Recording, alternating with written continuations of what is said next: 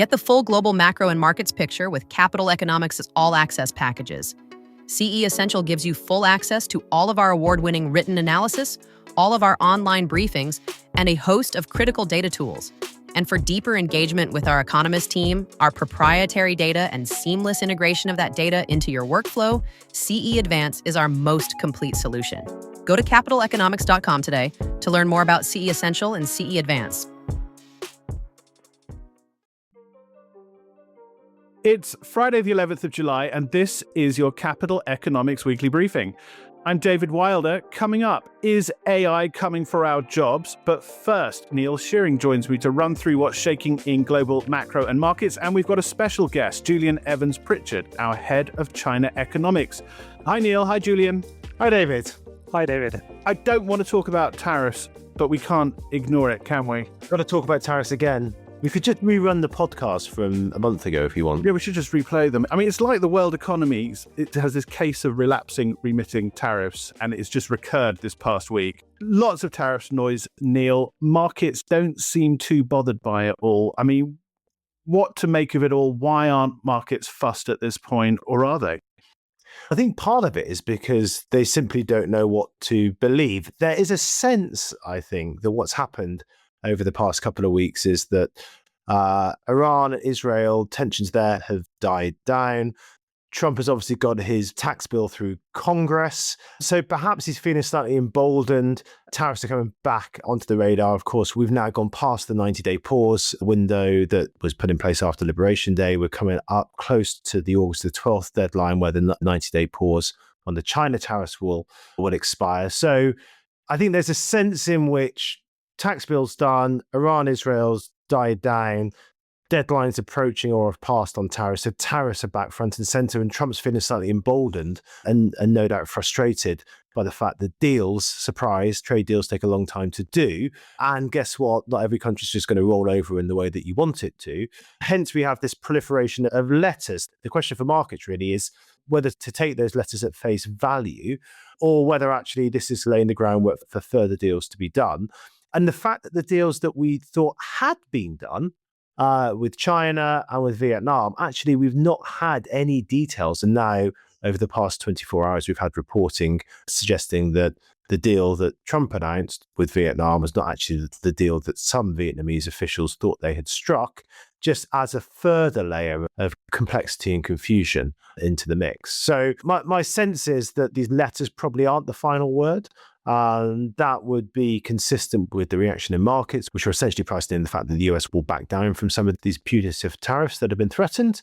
But as ever, these things are being decided by one person who's entirely unpredictable. And until part of the paradox we have is that until markets start to sell off and take fright, then there's not much that people that would have a slightly more orthodox persuasion, say Treasury Secretary Scott Bessent, can do to put pressure on Trump in order to back down. So for as long as the markets believe that Trump will ultimately back down, then there's little pressure for him to actually back down, if that makes sense. Yeah, I mean, it does. And as you say, it feels like he's got the wind in his sails after his tax bill goes through and he takes that action against Iran. And as you say, markets are calm. The letters that you talked about, the tariff rates in them very much reflect the sort of rates that we saw on April 2nd on so-called Liberation Day. We've long been working under this assumption that what we're going to wind up with is a sort of blanket tariff of around 10% for the world, apart from China, which is going to have tariffs more in the region of 40-50%. Is there a risk now that we wind up with a worse outcome than we'd been anticipating? Because certainly the Vietnamese government has wound up with a worse outcome than they'd been anticipating. Yes, there's always a risk, isn't there? And we've talked before, haven't we, about the difference between risks and uncertainty and the fact that we're living with uncertainties inherently unquantifiable because it boils down to the whims of one person. So, yeah, of course, there's a risk that we end up with tariffs that are higher than our assumptions. I still think, though, that it's a reasonable baseline, partly because the amount of revenue it would raise coincidentally matches the additional cost of the tax cuts that have just been passed in the bill that's gone through Congress. So it's fiscally neutral once you start to factor in tariff revenues that would flow from the assumptions that we've made, 10% on most countries, 40% on China. So unless the administration is wanting additional tariff revenue to fund additional tax cuts, which I don't think is being suggested, then I don't think there's necessarily any reason to levy substantially higher tariffs. And I still think if you look at, yes, having said that we don't have the details of a lot of these deals, a lot of what has been suggested still hints at the administration taking tougher action against China than other countries, partly just through the tariff rates that have been mooted, but also in the deal with the UK, which we do have some details on, and Vietnam, which, as I say, is only really media reports, posts on Truth Social. There is action to try and prohibit rerouting of exports by China through Vietnam to the US. So the idea that China will be hit harder than other trading partners, I still think holds up despite these actions over the past week or so. I think that the wild card here is that we're starting to shift a little bit from the political and economic to the personal. And we saw that with the threatened tariffs on Brazil. Now, if that adds an additional layer of complication here, and then means that, yeah, of course, we can end up with far more extreme scenarios, just because Trump takes a particular dislike to a particular leader or country or action taken by some governments. Indeed, and it does feel like Trump takes issue with Canadian leaders, he'll take issue with Brazilian leaders, but actually Xi Jinping, he has really only positive words to say. Julian, given all that Neil said, what's the perspective of China? What's the view from Beijing on all of this? At the moment, there's a shaky truce between the two countries, basically. The US and China have agreed to some kind of deal. As Neil mentioned, we don't have the details of that publicly, but we do know that China has accelerated the approval of rare earth exports to the US, and in return, the US has reversed some of the export controls that it introduced in the past few months. So there has been a bit of a de-escalation.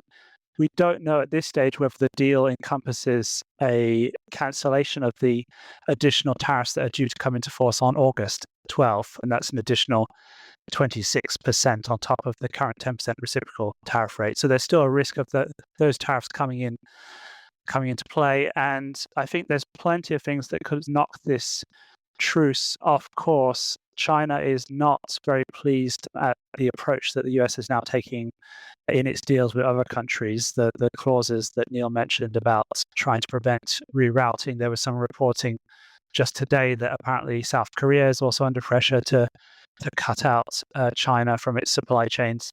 And this is something that is not going down well in Beijing. And obviously there's a feeling that maybe the US is not upholding their end of the bargain that was agreed in Geneva and London. So there's a risk that the sort of uneasy truce that we're currently in could unravel and tariff rates on China could rise further. But I think the key point really is, even if that doesn't happen, even if it does stick and we remain at current tariff rates, the Trump administration has not really succeeded in addressing any of the fundamental issues with its trading relationship with China that it wanted to address.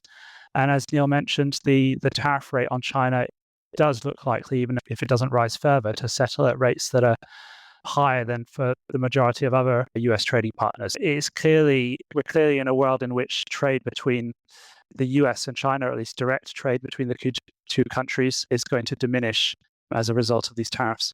I want to get onto Chinese trade, specifically the source of what's driving these exports from China. But before I do, Neil, before we move on, the other point I guess that's worth mentioning here, perhaps why the White House, why Trump is feeling so emboldened, is that the data, frankly, haven't shown much evidence yet, have they, that tariffs are causing much pain on an economic level.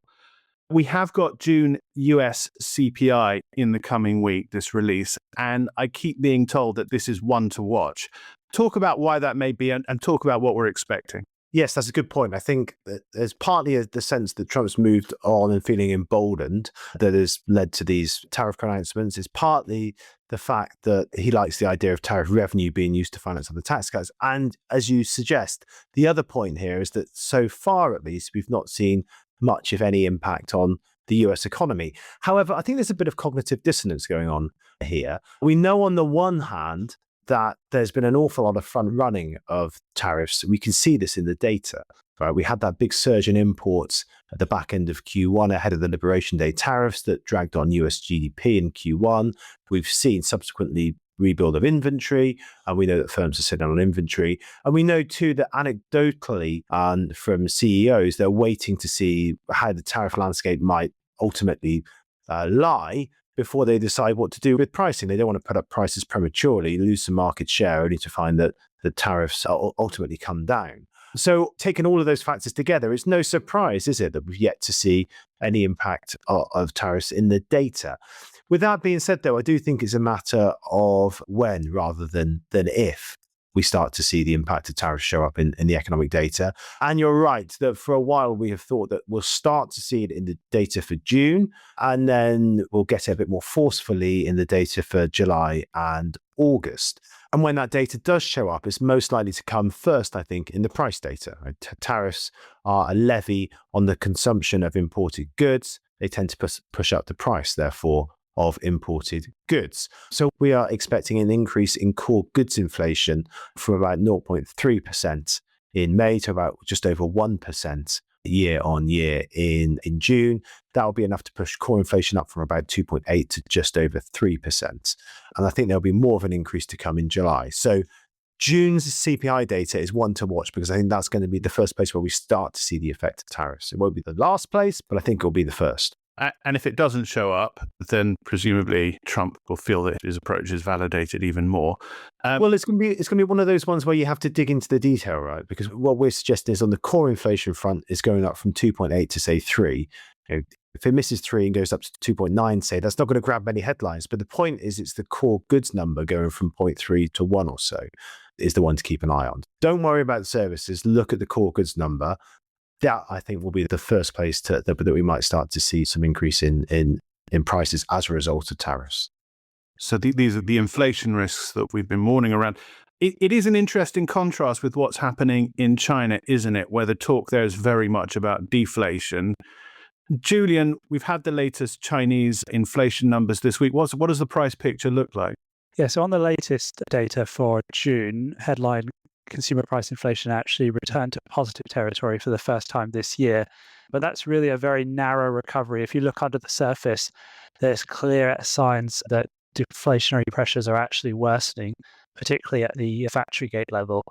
And unlike in the past, during bouts of producer price deflation in China, it's not just restricted to a few narrow areas like heavy industry, steel, coal. This time is extremely broad-based. We're seeing prices of consumer durables fall around 3% year on year. The last time we saw factory gate prices of those kind of products falling so quickly was during the depths of the global financial crisis. Obviously, back then, it was cyclical weakness in demand that was leading to those price declines. This time, it's very much a structural issue and one that's a lot harder to address.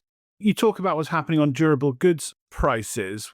It's a reflection, isn't it, of these price wars that's happening in the Chinese economy. I don't think it's fully appreciated outside of China just how brutal the nature of doing business is there for firms. It's really red in tooth and claw, brawling on prices. It sounds, based on the headlines at least, that the government has had enough and wants to intervene. What's the story there? Yeah, so we've had these pretty brutal price wars, particularly in sectors like automobiles and solar panels, for example. And it's something that the government is not exactly pleased about. And in recent weeks, we've been getting more and more signals that the central leadership would like to do something about this problem. And a couple of weeks ago, the leadership convened a meeting in which they basically promised to take measures to regulate this kind of price competition. And some of the suggestions they have are quite interventionist, things like guiding companies to improve product quality so they can charge higher prices, or take measures to better regulate the subsidies that local governments provide to attract investments to their regions. But there are some sensible suggestions as well. The one that I think is most encouraging is talk of allowing more companies to exit the market, because a big problem in China is that there are an increasing number of zombie companies. Right now, around a quarter or even close to 30% of firms in China's manufacturing sector are loss-making, and that's up from just 10% a decade ago. So more and more of these zombie firms that are just adding to the excess capacity in the system. And there are some signs that they now want more of that outdated capacity to exit the market, allow some of those companies to go bankrupt. And that would definitely help at the margins. But I think the issue here is that at the same time as local governments are being told to allow more companies to go bankrupt and exit the market, they're also being told to stabilize employment. And so there's an inherent contradiction And the labour market at the moment is pretty weak. So I think that imposes a natural constraint on how far these efforts are likely to be able to go. And I think the more fundamental issue here is that this is a two-sided problem. On the one hand, you have this excess supply, but on the other side, you have the weakness of domestic demand in China. And it's those two things coming together that are resulting in this overcapacity and price declines. And I don't think it's possible to really address this issue just by focusing on the supply side. In fact, it might actually be counterproductive in the near term, because to the extent that the government does succeed in allowing companies to fail and reducing new investment, that just reduces aggregate demand in the near term, which potentially could make the situation even worse. So what's also needed at the same time is greater demand side stimulus, particularly focused on boosting consumption. And at the moment, that's something that's still lacking. I mean, we had this special action plan on boosting consumption, was it earlier this year? And more noises that you're hearing about calls for the government to do more on the demand side to encourage consumption. Are we seeing anything happening there? Is this still all just lots of noise, but very little action? Well, we've seen some small steps in the right direction. They did increase the funding for the consumer goods trading scheme this year. They doubled it from last year's levels, but you're still talking quite small sums overall. And obviously the consumer goods trading scheme, it boosts consumption in the short term, but it doesn't really alter households' savings behavior, which is the more fundamental issue.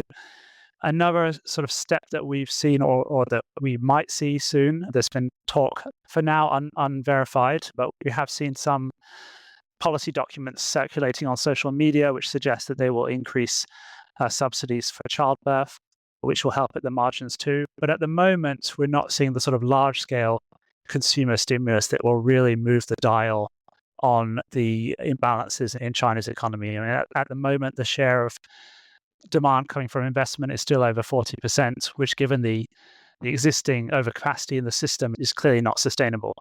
And I don't think the government is taking small steps to move more towards consumption, but they're not moving nearly fast enough to really address those imbalances. Neil, this conversation started with you talking about Trump's big, beautiful bill, these tax cuts that are going to keep US deficits at these eye-watering levels. Julian's talking about lots of things happening on the supply side, very little on the demand side there. I mean, this all implies that global imbalances aren't getting resolved anytime soon, right? I mean, where are we heading with this? It does. And frankly, the debate within policy circles on this is absolutely maddening, right? All the focus, particularly from the US, is on tariffs as a tool to close trade deficits. But the fundamental cause of the trade imbalances is nothing to do with tariff levels. And indeed, there's not much to suggest in the academic literature or indeed empirical evidence that tariffs are going to have much impact on bilateral deficits, trade balances certainly, and even national trade balances. It's all about the imbalance between savings and investment and consumption globally. China saves too much and consumes too little. The flip side of that is that the US saves too little and consumes too much. Now, that's great if you're a US consumer. At the moment, you have loads of capital inflows flooding into your country, enabling you to overconsume, essentially. And until those imbalances between savings, consumption, and investment are addressed, then we're not going to see any major moves in global trade balances, I have to say.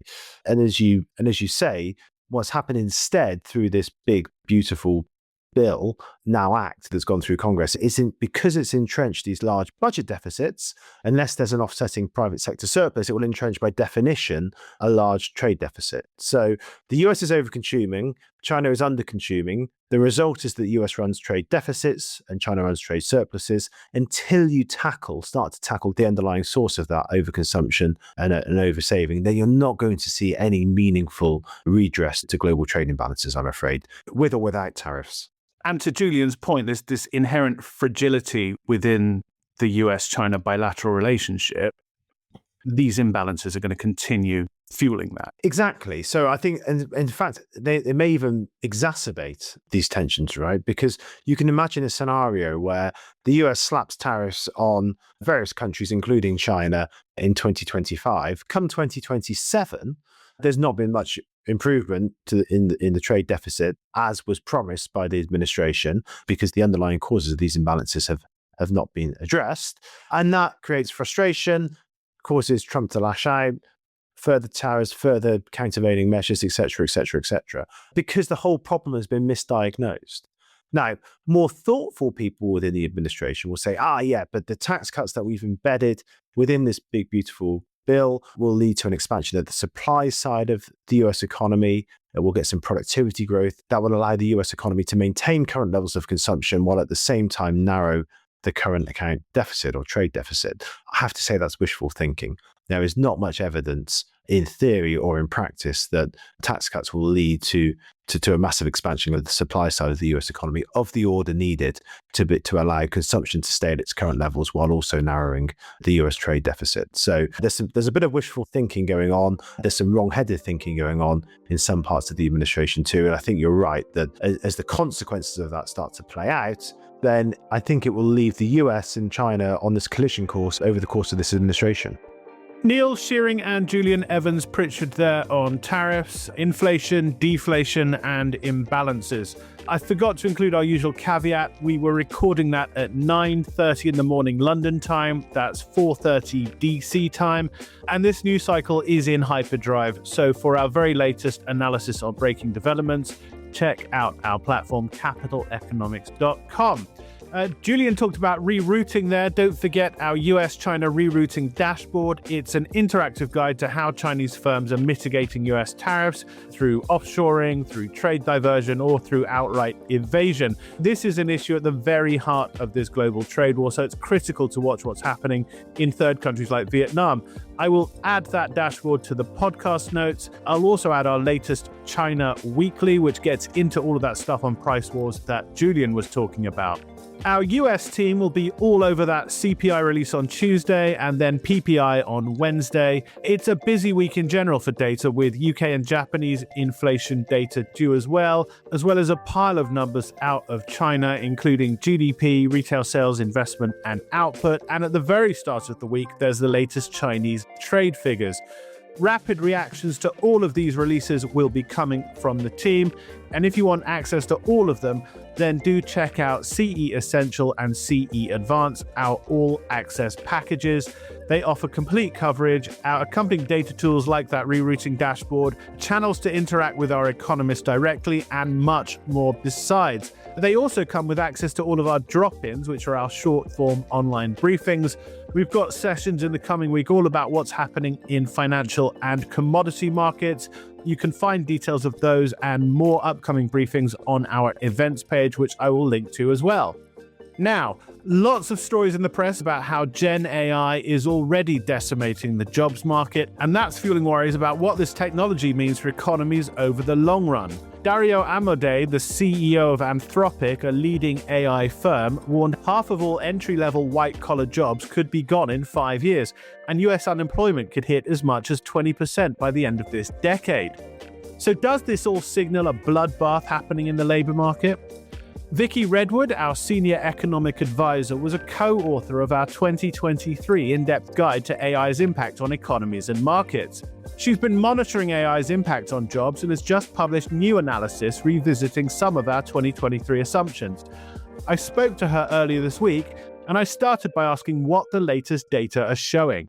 We are starting to see some AI-related job cuts. So various companies have come out in the last few months saying that they'll be cutting jobs because of AI efficiencies that they've been able to make, Microsoft being one of the recent high-profile examples. I think it's a big leap to go from that to saying that there's a bloodbath in the jobs market. I don't think there is a bloodbath in the jobs market, even within the sort of the technology field or the areas that are most impacted by AI. If you think about it, these numbers often sound big, 6,000 job cuts or 10,000 job cuts, but you've got to see that relative to the normal turnover in the labour market. And in the US, for example, you tend to see between 1.5 and 2 million layoffs per month, even when conditions are quite stable, just because that's the normal turnover and is offset by people starting new jobs. So yes, we are starting to see some AI-related effects coming through, but I don't think this is turning into big bad news for the overall labour market. I guess from a shareholder perspective, it's helpful for companies to talk about streamlining or trimming payrolls around AI, with AI part of that conversation, because these companies have invested huge amounts over the past few years and shareholders want to see a return on all that investment. So this feeds into that narrative. Yes, I think a company that mentions AI when it's talking about job cuts, that's actually perceived as quite a positive thing, that they're managing to implement AI and achieve productivity and efficiency savings through that. I think perhaps maybe some companies are using that as a bit of a cover for job cuts that might be occurring for less positive reasons. So there's perhaps more going on beneath the surface than first appears there. And there was that big hiring boom during the pandemic, and we're coming out of that as well. Yeah, there's lots of other things affecting the labour market. And to the extent there is any slowdown in the labour market or in some parts of the labour market, that might well be down to other factors. You might have an increase in uncertainty due to the current trade war. That might be slowing hiring intentions or tax rises in some countries. There's always a lot of factors affecting the labour market, and it's hard to pin things on just one factor like AI. So what can we see in the jobs data itself? I mean, there's charts doing the rounds, for example, coding positions in the US. You can see those collapsing. But obviously, that's a very fragmentary view of what's happening. So looking at the totality of the jobs data, what's the broad message there in terms of the impact of AI? Yeah, you're right. You can see adverse change in some niche areas. For example, the unemployment rate of recent graduates in the US has ticked up, or employment in the information sector has fallen. But if you look at the labour market as a whole, that's actually holding up still quite well. Payrolls figures in the US have been reasonably robust recently. In other countries too, employment's still holding up quite well. So there's no evidence really yet of any impact on overall unemployment and employment rates. This is very much a US story in terms of these headlines that we're talking about. I mean, do we see similar happening outside of the US? Well, it is still quite a US-centric thing, and that's mainly because AI is being developed and adopted first and foremost in the US, as indeed has happened with most technological changes. So we're not seeing too much evidence yet of sort of AI-related job losses or impacts in other countries. That's not to say they're not starting to happen, or that indeed they won't happen in the future. But for now, most of particularly the anecdotal evidence and the sort of the company announcements, etc., that's still a US thing. Okay, I mean, yet is sort of the key word here, isn't it? So far, not much evidence, but still pretty early days. If you time it from the launch of ChatGPT-3, which was November 2022, still very early days in terms of the global economy's adoption of AI, the development of AI itself. So how do we see this going forward? I mean, if we're not seeing this decimation of white-collar jobs, it is still very much the fear for the future. Is there a risk, you think, that we're going to be moving in that direction? Well, I think the speed of deployment of AI is really crucial here. So we mustn't forget there are positive impacts on the labour market from AI. So yes, there will be some jobs lost as a result of AI and AI making some things more efficient, but also there will be a boost to employment in some ways. And we think it's helpful to group those positive effects into three areas. So first is the creation of new AI-related jobs, and many of them might be in areas or jobs that haven't even been created or invented yet. And second is the way AI will complement rather than replace many workers. And then third, as AI boosts productivity and those resulting cost savings from AI are passed along to consumers in the form of lower prices, boosting real incomes and boosting consumer demand, then that rise in demand will boost jobs in all sectors and all parts of the economy. So there are these sort of offsetting positive effects on employment. Now, the key thing is the speed of transition and whether those adverse effects and the job losses come through before we manage to get the positive effects coming through. Because workers will need to be retrained and reskilled, maybe swap jobs, swap sectors, and that's going to take time. Now, so far, the AI transition seems to be quite gradual. AI is being adopted by companies, but that's taking place pretty slowly, especially outside of the tech sector. Now, if that continues, then I think the impact on the labour market will be quite benign and workers and sectors will have time to adjust. But that's the key thing to watch going forward, whether actually the spread of AI through the economy picks up pace and means that maybe you get some more transitional impact in the labour market. We talk of AI as a general purpose technology, which is a technology that causes the seismic change to economic systems. So examples of the past are electrification, the development of steam power, and we need to think about AI very much in those terms. So how useful is history in providing examples of what to expect? There's often this example given, isn't there, of bank tellers and the introduction and rollout of ATMs, automated teller machines, bank tellers protesting in the late 60s and early 70s that these machines are going to take their jobs away. You fast forward a few years and it turns out that actually employment in the banking sector is much, much bigger than it was before. So how useful are examples like that when we're talking about something as sweeping and frankly at this stage as unknown in terms of the potential of AI? We do need to be a bit cautious because there are differences between AI as a technology and the big technologies, new technologies of the past. One particular difference perhaps being that AI can affect a wider range of sectors and be adopted more quickly than perhaps some past technologies. But I think notwithstanding that, there's sort of three common themes from all historical experience about technological change that I think hold true now in terms of the impact of AI on the labour market. So one is that yes, you do get job losses in related sectors. That's just sort of part and parcel of technological change. Yeah, we've seen that with big losses in agriculture during the industrial revolutions, then the drop in manufacturing employment during deindustrialization. Secondly, over the long term, though, there's no permanent damage to employment or labour markets. So if you look over the long run, employment as a share of the population is actually quite stable. And then I think the third lesson is that although the long run impact is broadly neutral, you can still get transitional effects and some short run disruption. If we look at deindustrialization of the 1980s, for example, it took time for the rise in services sector jobs to offset the loss of manufacturing jobs. So you did get a bit of a temporary rise in unemployment. There can be a period where you do see maybe unemployment rise, inactivity rise, while the labour market and people adjust. So what happens during those periods? I mean, going back to the CEO of Anthropic, one of his conclusions was that governments needed to do more and they needed to do more now to offset the disruptions that AI is going to bring. Really, when we're looking at a technology like this, what steps can governments take and which governments are best placed to take those steps? And when you're not writing about AI job losses, you're writing about the lack of fiscal resources among precisely the economies that we think are going to get hit by this. Yes, it's interesting, isn't it, how those two themes intersect.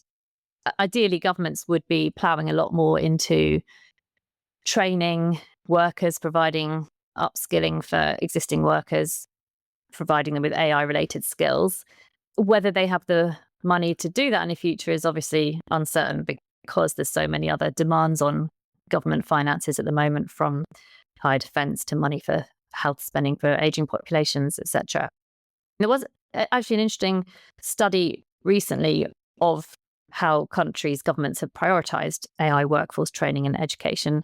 And actually, interestingly, in that study, European countries came out top and scored pretty highly, whereas normally you tend to think of Europe as having quite a rigid labour market and not really being on the front foot on that sort of thing. But I do think it's a key challenge for all governments to find money to help their economies through the AI transition when there are other awkward transitions underway as well. Vicky Redwood there on AI's impact on labour markets. I will add her latest analysis to the podcast notes along with a link to that 2023 work. As I said, Vicky's been doing lots of analysis as well on fiscal constraints, and I'll add some links to her most recent output on that issue to boot. But that's it for this week. We will be back next week to discuss that China data, those US inflation numbers, and much more besides. Who knows, we might even mention tariffs again. But until then, goodbye.